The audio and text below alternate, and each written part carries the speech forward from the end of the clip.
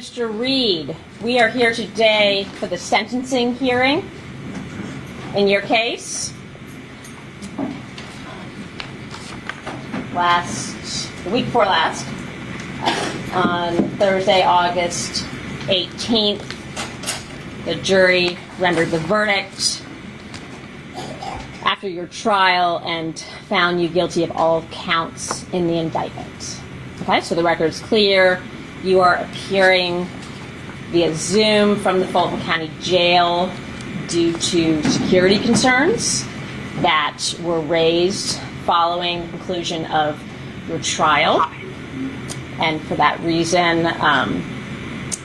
after consultation with the state, the defense, and the sheriff's office, we are having you appear via Zoom. Your attorney is also on Zoom. If at any time you need to talk to her, just let us know. All right, the state may proceed.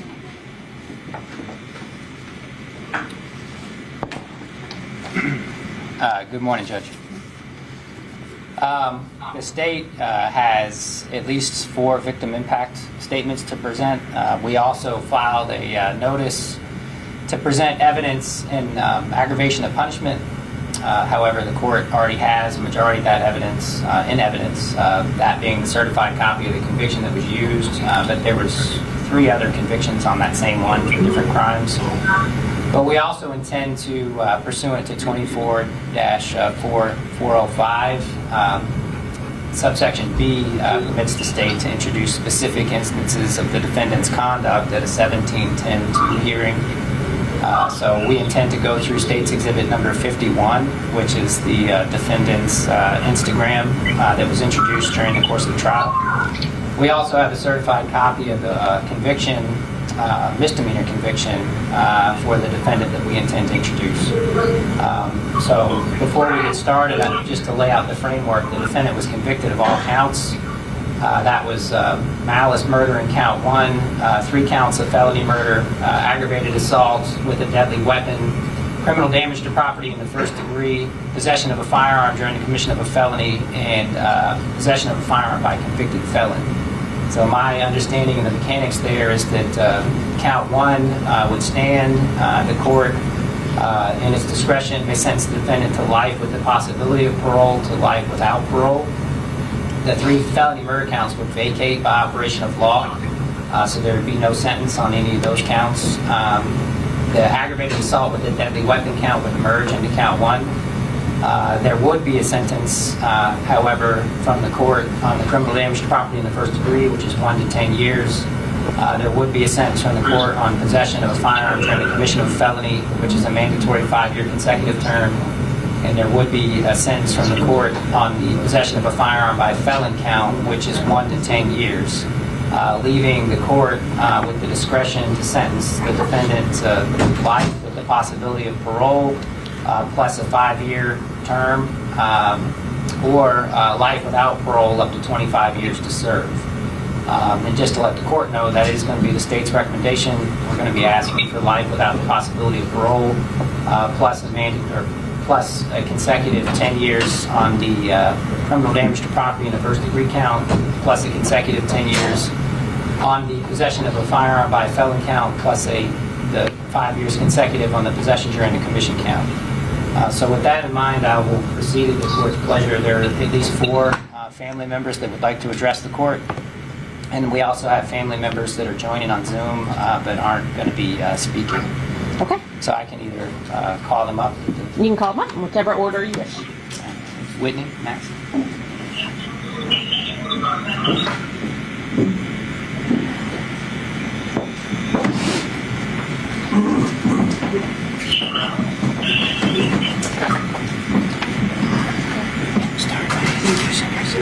You may remove your mask if you're comfortable.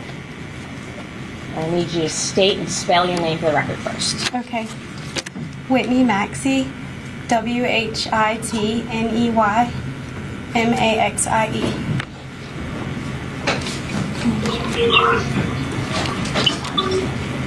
Good morning.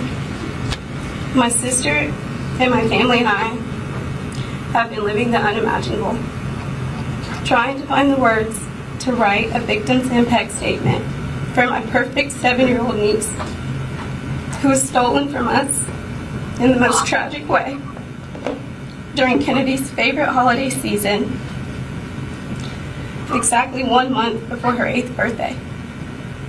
Unimaginable. It's really the only word to describe our family's reality. A reality that we are stuck with for the rest of our lives. A reality we had no say in. Due to the defendant's blatant disregard on human life, Kennedy is no longer here with us. An unimaginable pain. Kennedy was the most special little girl who would choose her tablet over TV, the pool over the beach, and Daddy's house over school. On December 21st, 2020, the defendant took Kenny's right to choose. She had a whole life of choices ahead of her. Again, I could never imagine having to ask. Your Honor, I ask that you consider the precious life of my beautiful niece and all that was taken from her when sentencing the defendant today. Please consider the unimaginable pain my sister feels every day being without her baby. Please consider our family's unimaginable reality. Thank you. Thank you.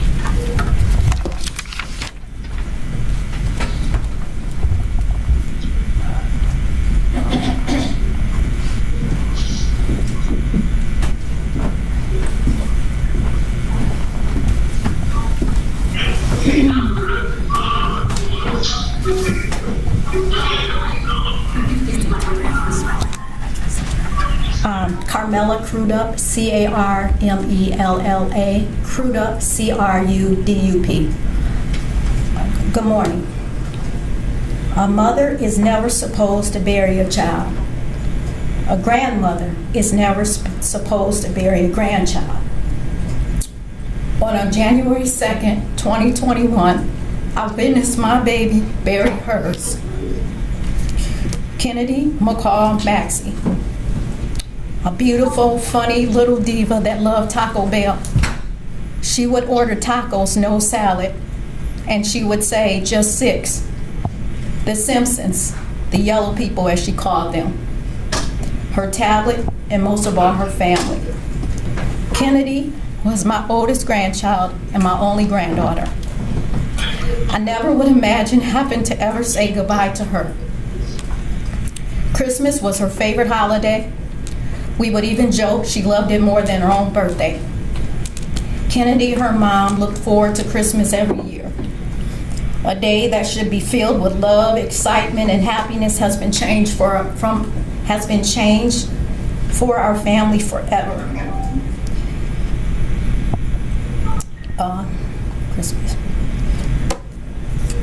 Christmas Day 2020, when Kennedy should have been enjoying opening presents with her cousins and playing with her new LOL toys, she was in the hospital bed fighting for her life. A memory that is forever engraved in my mind. Kennedy's favorite holiday is now filled with the overwhelming amount of sadness, grief, and anguish. A day our family thought would hold generations of family traditions in a now dreadful day, where we were forced to remember not only Kennedy's last Christmas with us, but her last day forever. Our family was robbed of being able to experience what would have been many of Kennedy's firsts. Her unborn brother was even robbed of being able to experience having a big sister. My daughter Mariah was robbed of her entire universe. Kennedy was robbed of her beautiful, bright future. A piece of my daughter left with Kennedy. She will never be the same. Having to witness my daughter try and carry on while staying a good person has almost unbearable at times. Knowing as her mother, I am helpless. Knowing I can't give her her baby back or say anything that could truly console her. While watching the defendant show no remorse or regards to my grandbaby's life, I'm asking the courts today to impose the maximum sentence punishable by law on the defendant. Thank you.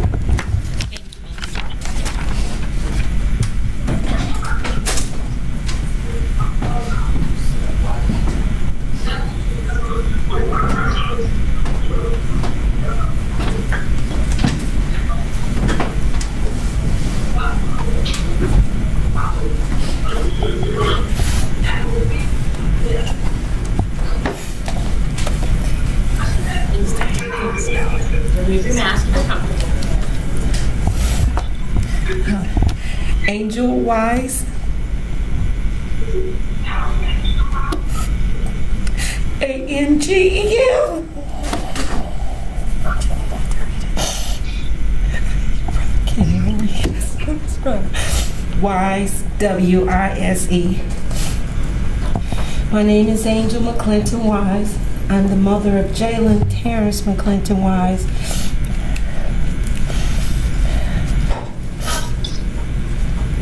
And the grandmother of Kennedy Maxie, aka Kennedy Maxie Wise. That's what I call her, to let her know that her creation, Spicy Noodles, is ready. She would say, "Yes, Angel Nana, I'm coming." I would never hear that again.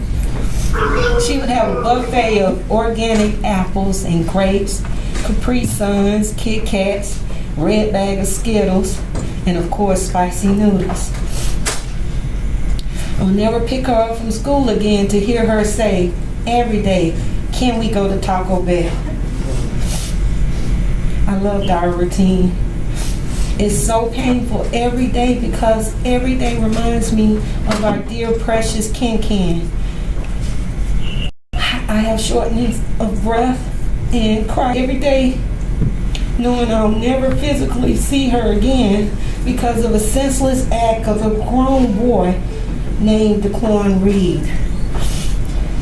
His selfishness and wannabe demeanor led him to a path of flexing and showboating with no regards to others, who knows right from wrong but who chose to fire a gun anyway. To hear that he said anyone could get it made my heart sink. His actions when he found out he was guilty with no remorse made my heart harden. If he has no regards for others, taking a life away, then why should we have compassion for him? I ask Your Honor to give him life without parole so that he will always be reminded every day of the senseless actions does have consequences. Kennedy Maxie was a very gifted artist who could draw, dance, and sing. She loved swimming. She was intelligent, beautiful, and loved life. Sent a lesson that gun violence must end. It's very hard to hear innocent children dying. This has to change. Rest in heaven, Kennedy Maxie. Thank you. Thank you.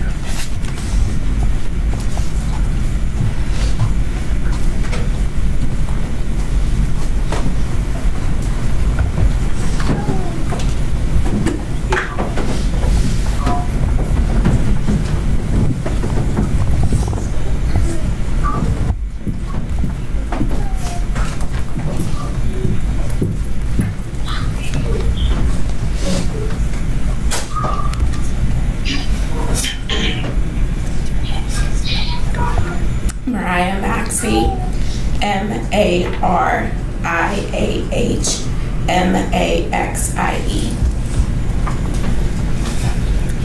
And Sundays, I pack a foldable beach chair in a green basket filled with cleaning supplies, paper towels, and other random tools into the trunk of my car and head to Publix, not even 30 seconds from my house. Once inside of Publix, I make my way to the floral department where I browse for fresh and vibrant flowers, typically in the shade of bright pinks and purples. After making my purchase in Publix, I head across the street to Dunkin' Donuts, where I order a coffee and a donut before making my way another 30 seconds up the road to a memorial garden. I drive to the back of the garden and stop in front of a plot in the Garden of Peace, where I unpack the foldable beach chair, the green basket, the fresh flowers, and my breakfast. I plot myself in front of a marker that reads Kennedy Maxie, where emblems of Santa Claus, a unicorn, a paintbrush, and the dates January 26, 2013 through December 26, 2020 are displayed. I eat my breakfast and listen to music, Some days I watch TV shows that she loved, like Tom and Jerry or the Teenage Mutant Ninja Turtles, before I clean the marker, sometimes trimming the grass around it. Before I leave, I whisper to my daughter, hopeful that she can hear me, I wish that we could be together. I touch my fingers to my lips and then run those same fingers over her name before heading home. This act of Sunday business allows me to do something for my daughter. It allows me the opportunity to take care of her in one of the only ways I'm left to do so. That is what my life has been reduced to. Breakfast at cemetery on Sunday mornings, and motherhood expressed an act of cleaning a tombstone marker for my deceased daughter. My life was so different before the night of December 21st, 2020. I became Kennedy's mother at only 20 years old in the middle of my sophomore year of undergrad. I made a vow the summer after she was born to do whatever it took to ensure that my daughter's life was not minimized as a result of her being born to a young single mother. I wanted nothing more for my life than to honor her as her mother, to be worthy of being her mother. So I worked my butt off. From the time Kennedy was 5 months old, I worked full-time and was enrolled in school at the maximum number of credits each semester so that I could graduate with my class while maintaining financial stability for the two of us. I never took my foot off the pedal. I pursued my master's. I built a career, all in hopes of propelling our lives forward. Outside of working and going to school full-time or even traveling for work, every free second I had was spent with my kid. I woke up early to pack her lunch, to get her dressed for school. I frequented Target with her to buy her toys that she didn't need. I took her on little mommy and me dates. I planned Disney World trips and trips to the beach so she could experience places I was fortunate to visit when I was a kid. I went overboard on Christmas because I wanted her to believe in the magic of the holiday season. In January 2020, I realized it was time for me to establish some roots for my baby and me. Every Saturday, I would drive Kennedy by the little lot of land where our house was being built. I was so excited to gift her her own room. We moved into our new house in July of 2020. We spent roughly 5 months there together before Kennedy got hurt. And the 5 months that she was able to enjoy the house, she slept in her room a total of 7 to 8 times, as she often found herself winning the battle to sleep in the bed with me, justifying the act by saying, "But Mama, I am your husband." On December 21st, 2020, in the matter of milliseconds, the life I worked so hard to build for my daughter was destroyed, and I was left to regret every single thing I just read to you. None of what I accomplished or worked to achieve for her mattered or matters anymore. I regret every second that I prioritized work or school because they took me away from her. Before December 21st, I felt so right in all that I did, and now I feel so wrong. I often apologize to her out loud for the times that I was absent, or for when I was heads down in work or in a textbook, or for not capturing every second of her life. I never imagined that she'd be stolen from me. I never imagined that she'd be hurt in the way that she was. I never imagined watching my baby suffer for 5 days in a hospital bed. I never imagined having to make impossible decisions in the hospital or when preparing for her funeral. I never imagined that she wouldn't be able to live the life I worked so hard to build together. I never imagined being her mother would one day mean visiting a cemetery on Sunday morning or trying to hold my head up during a criminal trial for her murder. I can't even describe to you all how she was because I wouldn't be able to make it through it. But I will share that my baby was good. She was so good. She didn't have a mean bone in her body, and she loved out loud, and she was so special to me. I can't bring into words what was stolen from me. My baby was my anchor. She grounded me on this earth. She inspired me. She motivated me. She gave me purpose and meaning. I want nothing more than to honor her, to protect her, to give her everything her heart desired. I was robbed of that opportunity on December 21st, and she was robbed of her life at only 7 years old. At pray that she knows that mommy would have never allowed this to happen to her if I had any control of the situation. That I would never have dragged her out that night if I would have known that a senseless act of rage would rain down so much terror, trauma, and agony on our lives. I hope that she sees that mommy would go to the end of the earth. I would sit uncomfortably and in pain in any courtroom across this galaxy to fight for justice and to ensure that the person that hurt her and stole her from me is held accountable for his actions. Kennedy did not have to lose her life. I pray that this sentencing reflects that. Yet I want everyone to know that regardless of the sentence issued here today, my baby, at only 7 years old, completely innocent, was given a death sentence. An irreversible, an undisputable death sentence where there is no solution to the pain endured by me or anyone else that loves her. At the end of this, I will walk out of this courthouse. I will go back to a house built for her that she no longer fills. I'll crawl myself through the rest of the week, and on Sunday, I'll load up my trunk with that beach chair and green basket. I'll stop at Publix to get fresh flowers. I'll order my breakfast from Dunkin', and I'll plop myself on a grave holding my 7-year-old, whose life was stolen for nothing. Thank you. Thank you, Ms. Maxie.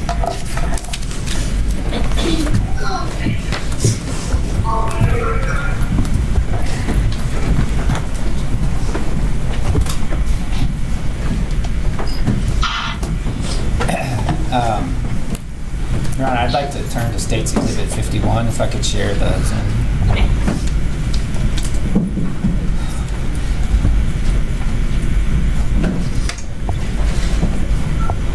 So what we're looking at here in State's Exhibit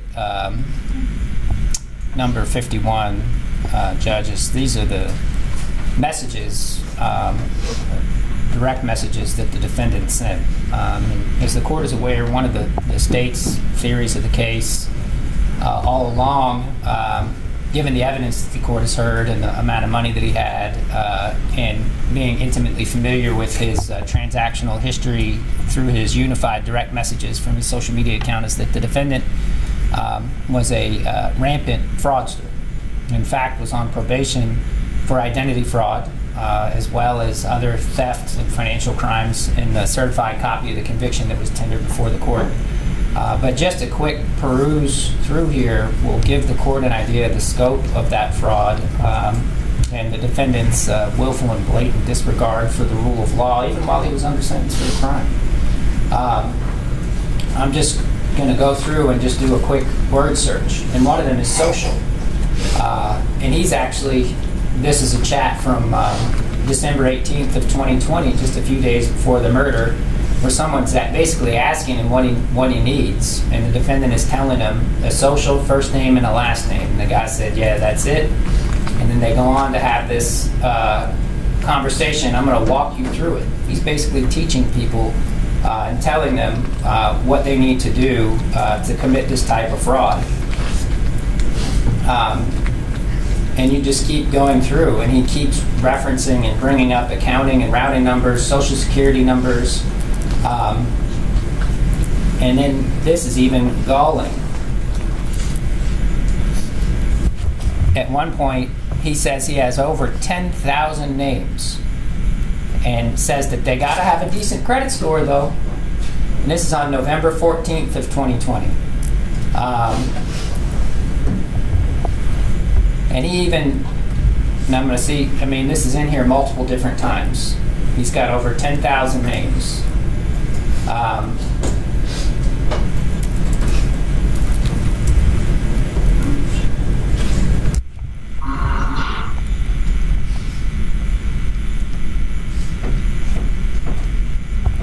Well, the main point I wanted to lead up to is that this is rampant in here. And right after the murder, and this is one of the conversations that I sought to bring up in evidence during the pretrial motions in the case, that the defendant has a conversation with, it looks like, a female acquaintance of his on December 22nd, which is right after the homicide or the murder in this case took place. They have a conversation. This is the conversation that begins where he talks about how he's going to kill somebody. and he's talking to her where he says, I'm about to kill somebody. She asks what's wrong, and then he says, bro, my money and all my cards, I can't get no money off my cards. I don't have none of the emails I made on your laptop. So this conversation continues. There's some video calls. Then they get into an argument where she is telling him that she wants to come out there and get her cards, and then he says he's coming home, and then they get into this argument where she is telling him, I got the cards, they just got sent to your house, WTF, I paid for my own names. So then in response to that, after this argument, and again, what the defendant is saying, I guess in an argument over his fraud money, bro, you talking crazy. I will shoot the shit out of you and go to jail, bitch. Fuck you. Now, we didn't admit that during the trial, but pursuant to 24-405 subsection B, that's a specific instance of conduct that the court can consider for purposes of sentencing.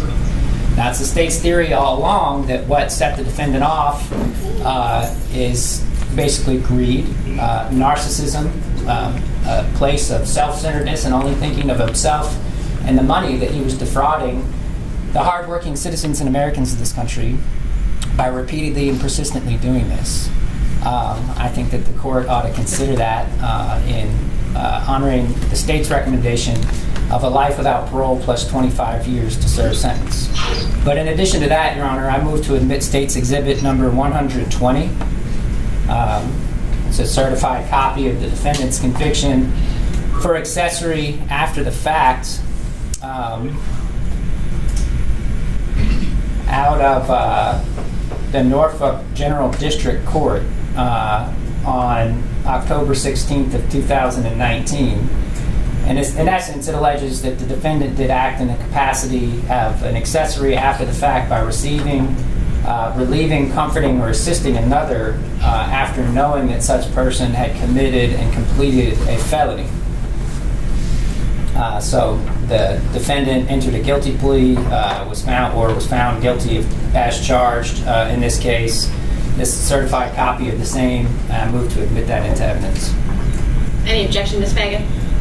No objection, Your Honor. It's admitted for the purpose of the sentencing hearing. And what this is, Your Honor, is that the defendant was involved in another mall shooting in Norfolk, Virginia, in a mall. He wasn't alleged to have been the shooter there, but in that case, an innocent bystander was also struck. So certainly, the defendant has knowledge that a shooting like that in a populated area could result in an innocent person being struck. And that certainly didn't deter his conduct when he came down here to Atlanta and went into the mall with all his fraud money and wantonly and with implied malice fired a bullet into traffic, killing a 7-year-old girl.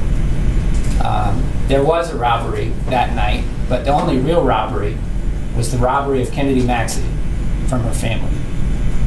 So I'd ask the court to impose the maximum sentence allowed by law. All right, Ms. Fagan. Yes, Your Honor. My client would like to address the court. All right. Go ahead, Mr. Reed. Hello. I would like to tell you about what I have been doing while I've been incarcerated. I volunteered to go to the New Beginnings program with my GED to help change my life. I have completed a lot what we have in this program so I can be a better person. And the things I've learned are the 12 steps to your addiction, how to overcome your addiction and adapt to change and why it matters. And understanding self-destructive behavior. These things are very important, how to overcome the things that mislead people. And I'm using things I've learned to determine what I will be in life. I know I have been convicted of very serious charges. Mr. Reed, hold on. I just need you to speak a little bit slower and a little bit louder, okay? Sorry, the court order can't take it down. May I start over? Yeah, you may start over.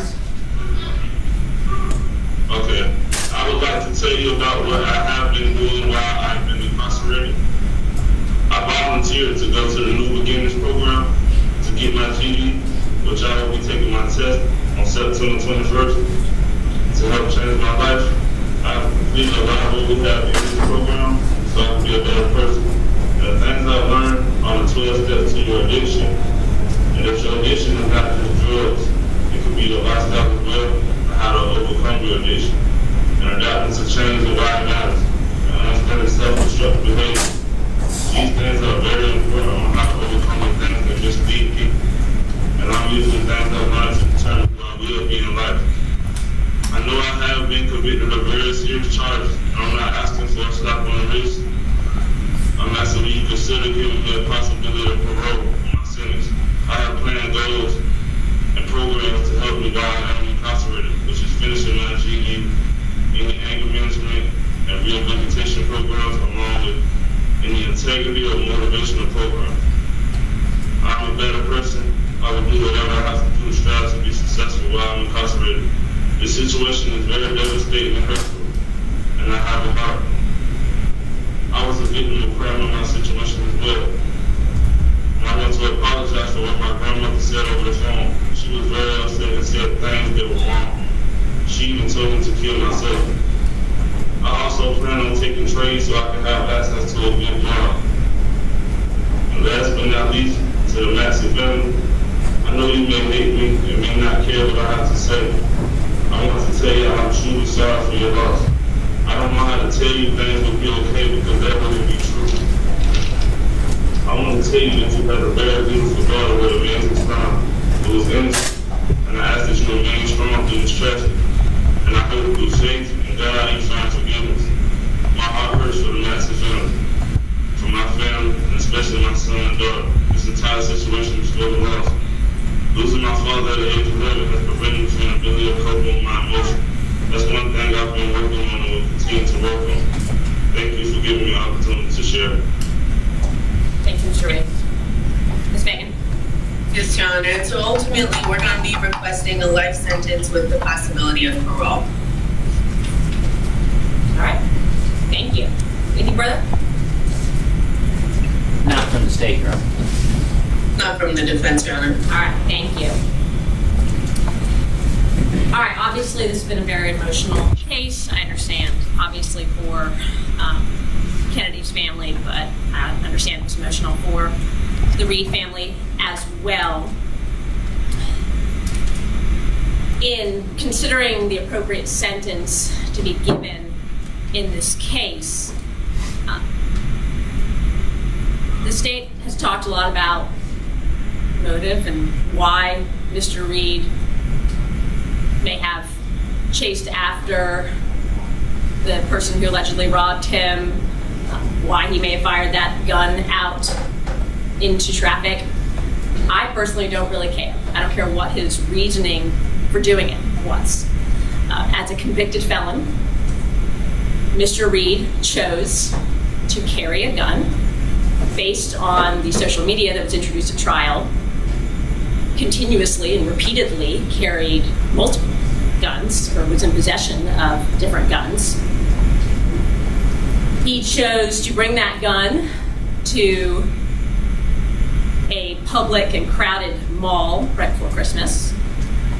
He chose to respond to the alleged robbery, not by getting law enforcement involved and taking the appropriate actions, but by chasing after the alleged robber with all of his friends and firing that gun out to a crowded city street. And that bullet is what resulted in Kennedy's death. Up until today, Mr. Reed has shown no remorse whatsoever. Based on the evidence that came out at trial, he showed no remorse after he found out that his actions of firing that gun into traffic resulted in Kennedy being injured and eventually dying. Instead, he responded by trying to get rid of that gun and then trying to get another gun. Immediately. He showed no remorse during trial. He showed no remorse after even being convicted, when his grandmother on the phone with him made threats to commit very egregious acts of violence in this courtroom during sentencing, and he responded by laughing on the phone. Up until today, there's been nothing. So I understand his expressions of remorse now, but taking the consideration of his actions that led to this murder, and his actions after the murder, his actions during trial, and his actions after the conviction, I do not find that mercy is merited in this case. The sentence of the court with regard to count 1, murder, is life without parole. The sentences for count 2, 3, and 4, felony murder, will be vacated by operation of law. The sentence for count 5, aggravated assault with a deadly weapon, will merge into count 1. Count 6, criminal damage to property in the first degree, I will sentence him to 10 years, but that sentence will run concurrent with count 1. Count 7, possession of a firearm during the commission of a felony, 5 years consecutive to count 1. And count 8, possession of a firearm by a convicted felon, 10 years consecutive to count 1, for a total of life without parole plus 15 years. Is there anything further from the state? No, Your Honor. Anything further from the defense? No, Your Honor. All right, there's the sentence of the court.